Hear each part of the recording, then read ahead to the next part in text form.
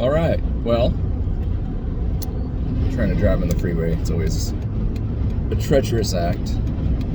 Treacherous, dangerous. It's been a while. Last year, in 2025, I was trying to commit to doing one upload video, whatever, every month. I barely kept up with that.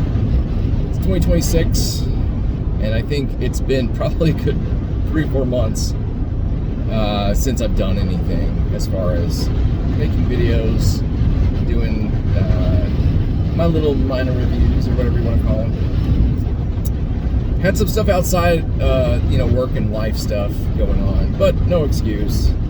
So here we are. I've even gotten a little more professional and started taking notes on my work phone over here because there's about 3 or 4 topics to catch up on, I guess. So, if I don't die trying to merge into the other lane, get behind this slow van. All right, so not a lot of movies going on at all. Since September, October, November, I think we went and saw one movie. And that was Tron Ares. Hopefully you guys can hear me, or people can hear me, or I can hear me over this wind. But Tron Ares, we went and saw that in the movie theater. We didn't actually have to wait for that one to be on Blu-ray or streaming or what have you. And it wasn't a bad time. I didn't really care for it. I think everybody else liked it. But for me, it's not like I was disappointed, because Tron movies are always like the concept is great, the visuals are great, but nobody really knows what to do with them or make them any cooler than just the visuals and the idea of it all. So this is no difference, although I think if we kind of get down to it, it probably lands number 3rd as far as Tron movies go. And the best one, I think, was the original. Tron Legacy was pretty good. Really, really uplifted by its soundtrack. This one, I think they had a direction, but they didn't either. I don't know if they had the budget to do what they were thinking about or what. Because the reality is, the real world's boring. I go to see a Tron movie to go see what's happening on the grid. And this whole time they spend it in, I think, Alaska or Canada or something. I don't know. And they can only live in the real world for 23 minutes. So why even do it in the real world unless they don't have the budget for it? I do like how they kind of flipped it. So now it's more of the M-Con guy. Jared Leto. What was his name? I can't even remember. He was like the protagonist and kind of the bad guy, I guess, but turns good. And I don't know. I think that there was a concept there, but maybe not the best actor or something. Maybe he was the right actor, and it's just not a very good idea, and they didn't know what to do with it. So, I don't know. The music for it was 9 Inch Nails this time instead of Daft Punk, and I'm not a fan of 9 Inch Nails. I kind of hate 9 Inch Nails. And I don't think that it was as good as Daft Punk. It wasn't. It was sort of bargain bin with Daft Punk. Why couldn't they just get Daft Punk again? So, yeah, I don't know. I kind of want to watch it again, but I'm not really... If I forget to watch it again, I don't think I'm missing anything at the same time. This is about how I felt for Blade Runner 2066 or whatever that was. I remember seeing that in the theater, and it's okay. But again, didn't really get where we were going with this one. So it reminds me a lot of that, although that Blade Runner movie was definitely better than this. It was a higher level film. It was more artistic, and this is just kind of popcorn movie. I don't know. So I don't know, 3 out of 5. Sure. It's okay. Didn't hate it, but a lot of opportunity there that I don't know what's going on. Maybe I think it was the budget. I don't think they had enough money to do anything really too exciting. Although what they did do looked great, but it just wasn't kind of boring visually when they were in the real world, and there was a lot of that. So, okay. And my notes turned off while I'm trying to drive. Good thing I remember them. The only other movie in that entire time we went to the movie theater and saw was Return to Silent Hill. And let's see, how am I going to lead this so it's fun? Okay, so Return to Silent Hill, for what the movie is and what it was meant to be, okay, it gets like a 6 out of 5. Like, it's crazy how well it delivers. But that's because the goal of this movie, I think, is to frustrate, aggravate, and just generally disappoint. And it exceeds at all of those. I don't understand why we're even making a Silent Hill movie, particularly Silent Hill 2, which is one of the greatest movies or greatest games of all time. It beats most movies. I mean, there's not very many film out there that could compare with what's going on in Silent Hill 2, the game. Why bother? Just why? You've got all these bargain bin Silent Hill games you could take from. Take from those.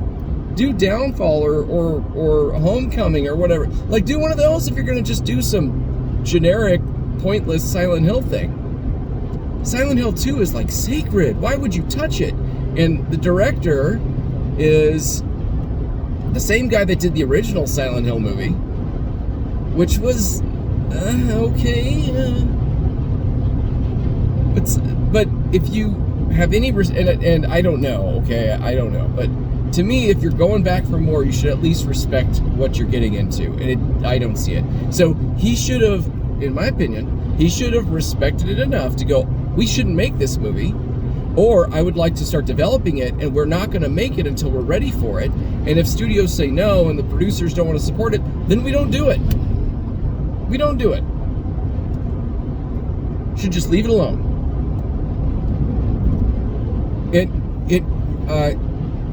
It's got a lot of the beats of the game. It's got the characters of the game, but none of it fits. None of it is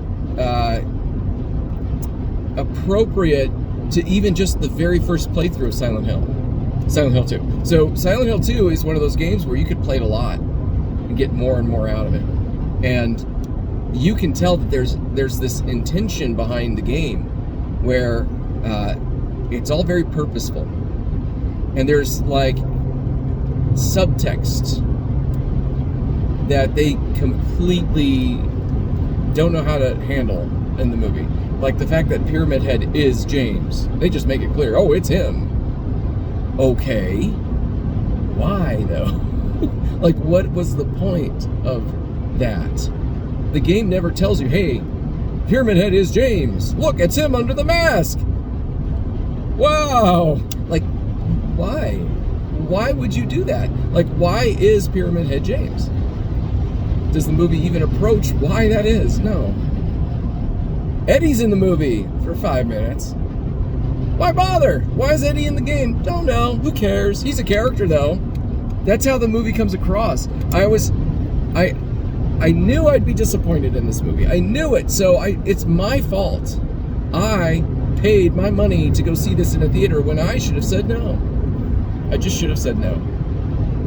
It's my fault. So yes, the movie is like a 6 out of 5. It's like 11 or 12 out of 10. It's excellent. It is the greatest movie you can ever see to disappoint you if you like Silent Hill 2. If you're at all into it. It's gonna just, its purpose is to be a terrible rendition of a excellent, greatest game of all time thing. So, I guess I got what I paid for. I didn't go see Iron Lung, and then Chris Stuckman had some movie, Shelby Oaks or whatever, and I'm kind of meant to go see those, but I kind of don't care too. Okay, so you made a movie. I saw the Angry Video Game Nerd movie too way back in the day, and was that any good? Not really. So I don't know. I don't know what to tell you. There's just nothing in the movie theaters anymore. There are movies coming out later this year. I think there's some big, the big blockbuster movies to talk about. Like, obviously we have a He-Man movie coming out. Wow, He-Man, okay, sure. We've got a Spider-Man movie coming out, and we have Supergirl, I think, and Avengers Doomsday. These are all movies, I think, that are coming out this year, yes or no? I think so. We'll probably see at least some of those. I feel like I'm still trying to catch up on some of the movies from last year. I never did see that Bodega movie, whatever it's called, Bojangles, whatever, Bo Bingo, Bo Diddley, I don't know. I'm being an idiot, but it's Boega or something like that. I never saw that movie. It was on my list. The Honey Bald Woman movie with aliens, something like that. I don't know much about it other than that. I know that it got a lot of people going, you should see this. It's a great movie. Fine. I missed my opportunity to see it in the theater, so now I'm going to have to watch it on streaming or just go buy it on Blu-ray. So that's one I'd like to see as well this year, even though it's a year late. That's all I can think of. Maybe I need to step more into what's coming out so we can, plan out the year or something. But I did want to, January, December, I was thinking about doing some sort of what were the best movies I saw, because I always think that's fun to talk about. Like for the New Year's, you talk a little bit about what was the best movie of that year. I don't know. I can't even remember the movies I saw last year. I don't think any of them mattered that much. I could be missing one that's really good. I don't know. At least in the theater. I did see a movie that was absolutely fantastic last year. And that was The Tenant by Roman Polanski. I never saw that movie. And it's got a lot of that, it's got a lot of the Rosemary's Baby, uncertainty to it. Like that's what's so cool about these things. They're almost like a nap time. When you take a nap and the TV's on and you're sort of dreaming what's happening on the TV, it's almost like that. Like there's a story here, but you're almost dreaming. That's how it feels. And he does a really good job with both of those movies, with The Tenant and Rosemary's Baby, where it kind of feels like that. And there's kind of whispery stuff going on and strange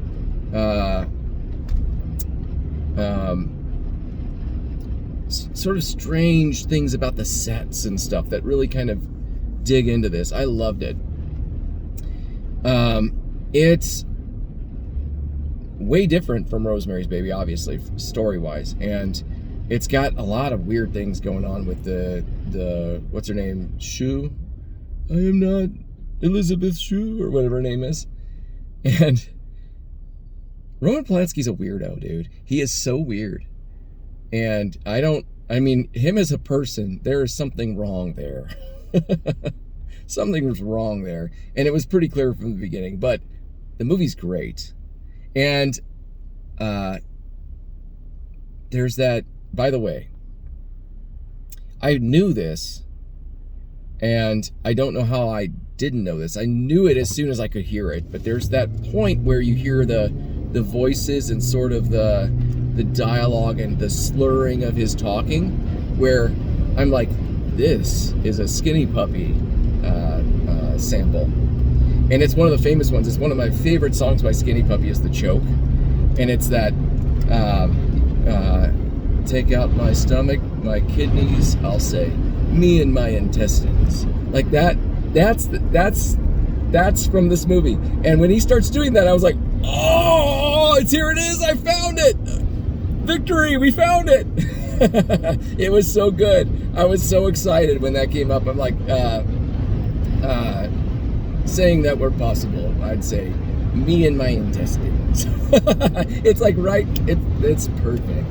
And what a good movie. It was fun. I don't know where to go with it other than because I don't want to dig too deep into the movie itself. It's an old movie. Go see it. I don't care. It's cool. The story itself is, to me, it's almost a vehicle for the feeling of the movie. And that's the same thing with Rosemary's Baby. There's this unsettlingness to the story, but it's kind of hokey when you really look at it. But who cares? Because that's not the point. The point is what we're building around the story. And that's, like I said, it's like that almost subconsciousness to the way the pace of the movie and the way lighting is used, and like I said, the set, like that apartment seems haunted, and the characters are just off a little bit. Like I thought it was interesting, and I know I'm not the first to. I'm so far behind on this one. I'm sure it doesn't matter anymore. But there's this thing where like the landlord and the lady at the counter, they speak like with an American accent. And they seem very, like, put off by Roman Polanski's character. He's so, like, apologetic and nervous around them. And it's almost like the landlord kind of defends him and tries to see his way. But why? And then there's this, like, rear window thing to it where it's like, I don't know. And maybe I'm reading more into it than there is. But like, he's being watched. He's being watched instead of being the watcher. Although he's doing a lot of like voyeuristic things out the window. He sees himself in the bathroom, all that weird stuff, right? Like I said, that's the driver of the movie. It's not necessarily the story. And I feel the same way about Rosemary's Baby. Like, she had sex with the devil and made the Antichrist. Okay, great. But the movie's fantastic. And it has all that paranoia. And you can kind of feel that paranoia. Well, this one has a lot of that too. It's almost like fate is working against the Roman Polanski character. I don't remember his name. It's like fate is working against him. And somehow he's conspiring with fate against himself. Anyway, it's a great movie. Best movie of last year. Came out in 1967 or some nonsense, and it's the best movie of 2025. I kind of feel the same way about, I think it was 2024, the best movie I saw that entire year, if I remember, was The Searchers. Why? We just don't know how to make good movies anymore. I don't know what happened. Like, why do we bother? Anyway, movies I'm looking forward to this year, none. Like I said, I'll see Bodega or whatever that movie was. I'm kind of looking forward to watching that at some point. Avengers Doomsday is the big movie. It's the big talk of the town. Mandalorian movie's coming out. We'll see. They don't know how to make these movies anymore. I think they somehow sacrificed any entertainment value from these movies in order to do something, and I don't know what that something is. Like, I watched, I kind of gave up on Disney Plus entirely. I pay for it. I canceled Netflix last year. I'm so on the edge of canceling Disney Plus, but the only problem is my girlfriend and her kids use it. So, but if they didn't, I would cancel it. I don't watch it. There's nothing on there for me. I am not their target audience at all. I don't have anything to watch on there. Anytime I even tried to, I can't. Like, what was it? Andor Season 2 was the last thing I tried. Everyone was like, on YouTube stuff, it's a fantastic, great, watch it. I couldn't get through the first couple episodes. It was so pointless. Like, what am I trying to watch here? And maybe I'm just too old. I think I've aged out of some of these things. That said, I did get through Wonder Man. I don't know why. I don't know why I watched it. I think we were bored. There was nothing on. I said, fine, put it on. And I got through it. Is it good? It's not offensively bad. But it's not really entertaining either. It's almost like it's trying to be cool. It thinks it's so cool that it's kind of playing with the idea of actors and Hollywood, and I'm so get these cool inside jokes about being an actor. I'm not an actor. Why do I care? Right? Like, so what? You're talking about directors, and that like the director character is clearly trying to be some auteur director. I don't know who they're making. Maybe David Lynch. I don't know. It didn't seem like it. I don't know. Or the guy that did RoboCop. What was that guy's name? It felt like they were kind of making a riff on him. Why? I don't know. By the way, this is getting to be a long video. It's got Ben Kingsley in it, who's, again, he steals the show every time he's on screen, and he's working for Damage Inc.? I don't remember. Damage Inc. is this from the Marvel Comics, where they go in and clean up the mess of the superheroes. And they brought in that a little bit, I think, with the Spider-Man movie, the one with the Vulture. We never really heard from them again, and I think this is something to do with that. But you got Wonder Man, who is not from the comic. At least he's not portrayed as the one from the comic. They got an actor who the actor actually did a pretty good job. I liked the guy who played Wonder Man. I don't know his name. I think he was vulnerable enough. He fit the, like, what they were trying to do with Wonder Man, but that's not the Wonder Man from the comic at all. And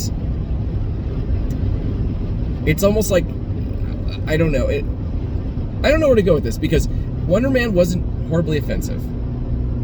It was and offensive in the way that I just don't want to watch it. Like, it's boring and pointless and not honoring the source material, which it doesn't. But it kind of does its own thing, and what it does do is okay. I don't like the Hollywood stuff because it's nothing I can relate to or even care about. Like, it seems like it's very proud of that, and so what? And I'm just not the target audience for it. But not a horrible time. I kind of got into it and watched it, although I wasn't like, oh, I gotta watch the next episode. I'm like, put another one on, fine, whatever. Hopefully this is a step in the right direction. Hopefully this is them going, okay, we need to do something with these properties. Although at this point, I'm pretty burnt out with it all. I don't, like, Avengers Doomsday is coming out. Should you be excited? Probably. Am I? Whoa, the wind just almost knocked me over. Not really. And the same old stuff, like, why do we have Robert Downey Jr. playing Doctor Doom? That just seems like wrong casting. I get that that's a desperate move, but that's all it is. It just looks desperate. Like, there's so many better actors that could have played Doctor Doom. So many. Why would you pick this guy? He doesn't fit it at all. He doesn't have the presence. I get that he's popular, but what are you trying to achieve here?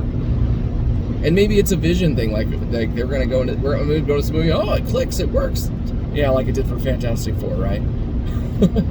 Although Galactus was pretty badass in that movie. That's it. I don't know. There's nothing else. Big news in the video game world, though. They have a new Castlevania movie or game coming out. A new Castlevania game, and I should be really excited. Part of me is, but I'm also kind of disappointed. There's no making me happy, I swear. I love Castlevania. I love the Castlevania games, but we haven't had a really good Castlevania game, like a really good one, since Symphony of the Night. Let's just be honest. None of the other ones have really hit. Order of Ecclesia was probably the last decent to really good Castlevania game. How long has that been? Bloodstained was okay. I thought the Bloodstained adjacent games, they were kind of like trying to remake the original Castlevania and Castlevania 3. I thought those were pretty good. I thought those were better than the actual Bloodstained game, but those, mostly because they had pixel graphics, the music sounded better. It wasn't just so like modern gaming 2D, 2.3D, whatever that stuff is. That stuff always looks, I mean, the enemy design and the character design and the world design for Bloodstained was just so ugly, and it probably would have been cooler if they just did pixel art. it just was ugly and muddy and not exciting at all. The enemies. I mean, let's face it. Even the original Castlevania enemies would look really stupid if you did them in 3D, right? They would look dumb. So don't do that. Anyway, they got a new Bloodstained game coming out. Of course, I'll buy that. But anyway, the point here is Castlevania Curse of the Bellamonts, or Return of the Bellamonts, or whatever, is coming out this year. I will buy it. But it doesn't look great. It looks more like that, and maybe, I think it's the developers of Dead Cells. It looks more like a Dead Cells game to me. And I tried, people love Dead Cells. People think it's a great game. I couldn't get into it. I bought it for the Castlevania facade that they put over it, and could never get to the point where I could even find where that is. I don't care for the Dead Cells thing. I don't get it. And this looks like where Dead Cells had a Castlevania facade over it, now we've got Castlevania with a Dead Cells facade over it. I don't know if I care enough to be excited. I'm gonna buy it. I'm gonna give them my money, but I'm not jumping over this one. I should be because and honestly, I'm gonna buy it because I want Castlevania to come back. I want Konami to use that use it until they get a good one again. I don't think they can. I don't think they know what the good parts were that they like.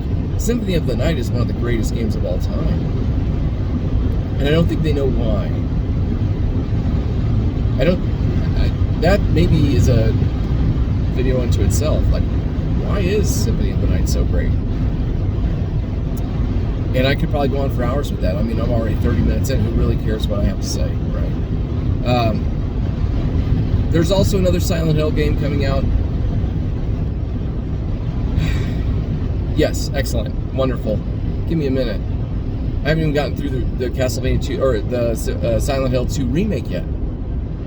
I still have Silent Hill F on the list, and now we got Townfall coming. I really should be excited for these things. I really, really, really should. And all I can say is, I need more time. I need more time to do it. Yeah. I got a little bit more drive. Why don't we discuss the other cool things? So Christmas. There was a Christmas miracle this year. A Christmas miracle. A true miracle. My family, God bless their souls, understand that I am a 50-year-old man. I get socks, I get sweaters, I get jackets, I got a vacuum cleaner. These are the cool things I get for Christmas. I accept this. I did kind of throw the joke around that the best Christmases I've ever had in my life always had one of two or possibly two important key things to them. The best Christmases of my life have to have G.I. Joe or Nintendo involved. And I said it as a joke because honestly I do appreciate the gifts I get. I need socks and underwear, let's be honest. I need cool hoodies. I got a Carhartt hoodie. That's great, I love it. But the Christmas miracle happened this year. I opened a box and saw Nintendo. I got a Nintendo Switch 2 for 2025 Christmas. The last time I got a Nintendo system for Christmas was the original NES. Way back in like 1987, I want to say. 86, 87. Which is one of the most important Christmases of my life. Got a little hint of that. Got a little remembering nostalgia of that. Opened it up. And it even comes with the Mario Kart game. So I was able to play it right now. So I started playing it. So, Christmas miracles. Count your blessings. That is all we can do, right? Like, those are the things we should appreciate, and those are the things we should be thankful for. Be thankful for your socks and underwear. But getting a Switch 2, pretty cool. And then for my birthday, I got the Donkey Kong Bonanza game. I don't really like Donkey Kong games. I never liked the one on the Super Nintendo, the whatever that was. I thought it was stupid. I didn't like the way it looked. I know that people thought, oh, this looks like a 32-bit game or whatever. It looks crap. I would much rather get a pixel game of the 16-bit era, right? Those, to me, that's artistic. This looks muddy and gross, kind of like the Bloodstained reference I was making earlier. I don't like 2.3D 3D model. I guess there's sometimes it's good, but if outside of a 3D game, stick to pixel graphics. They just look cool. They especially when they're done well, they capture something that's unlike anything other, and they have a pedigree that we can harken back to, right? So I'm not a fan of Donkey Kong games. Just never have. This game is great. Like, Donkey Kong Bonanza is a lot of fun, and it's super charming. Like, when they start doing their songs and stuff like that, and you can't, it's almost like, I remember I went through like this period a couple years ago where I would just watch people's reactions to movies instead of watching the movies themselves. I don't need to see the movie, I'll just see how this guy talks about it. And I saw this girl like gushing over Encanto, and I was like, why don't I just watch Encanto, right? Why don't I just watch it? So I watched it. That movie is charming. It wins you over really quick. Such a charming movie. Donkey Kong Bonanza does the same thing. It's so charming, and you can't help but get swept in the same way. The music just brings you in, and you're having a good time, and you're beating up the environment, looking for bananas and whatever else. There's moments of frustration, but never to the point where you want to give up on the game. That said, I kind of gave up on the game. Not because I didn't like it and wanted to keep going, but because it was taking up all my days off.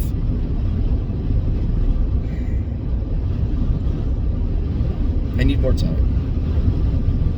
And, okay. I don't really have much else to say other than that. Oh, I also got look at this, I'm going on and on. I got the Dragon Warrior 1 and 2 on the Switch 2. Well, I still call it Dragon Warrior. I don't care. And I'm about halfway through that one. I got to where I rescued the princess. Classic moment in NES history. Pretty good. I'm really enjoying it.